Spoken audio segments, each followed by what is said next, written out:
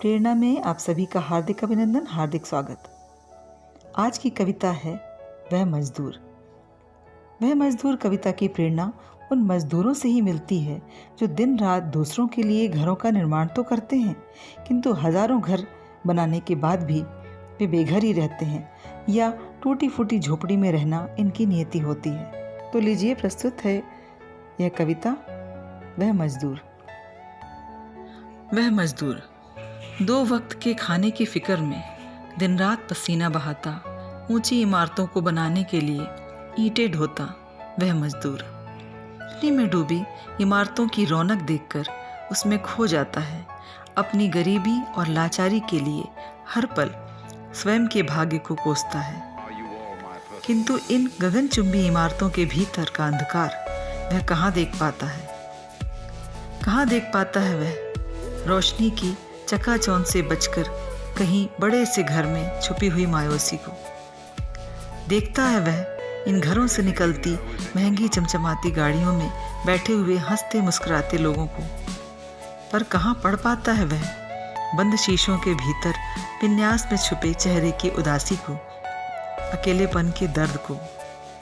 मन ही मन चाहता है वह उनके जैसा बनना, क्योंकि वह मजदूर नहीं पहचान पाता पद प्रतिष्ठा के लिए आपस में टकराते लोगों के असली चेहरों को, आगे बढ़ने की होड़ में एक दूसरे का हक छीनते हुए नामदार लोगों को।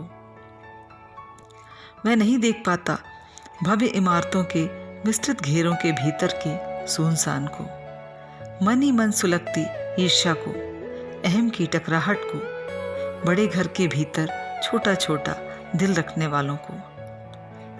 फटे पुराने कपड़ों में लिपटा वह मजदूर शर्माता झिझकता देखता है दिन रात सजती महफिलों को। नहीं मना पाता वह जश्न इन लोगों की तरह, ऐसे जैसे कि इन इमारतों में जमती हैं रौनकें, मनते हैं जश्न।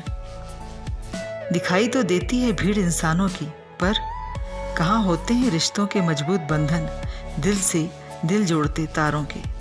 पेट भर खाने को तरसता है वह मजदूर, दावतों में बनते पकवानों की खुशबू से ललचाता है जी भर खाने को, पर वह कहाँ जान पाता है बिन भूख के ऊंची इमारतों का इंसान भी अवसाद और अनोखी बीमारियों से उन दावतों में शायद कुछ निवाले ही खा पाता है।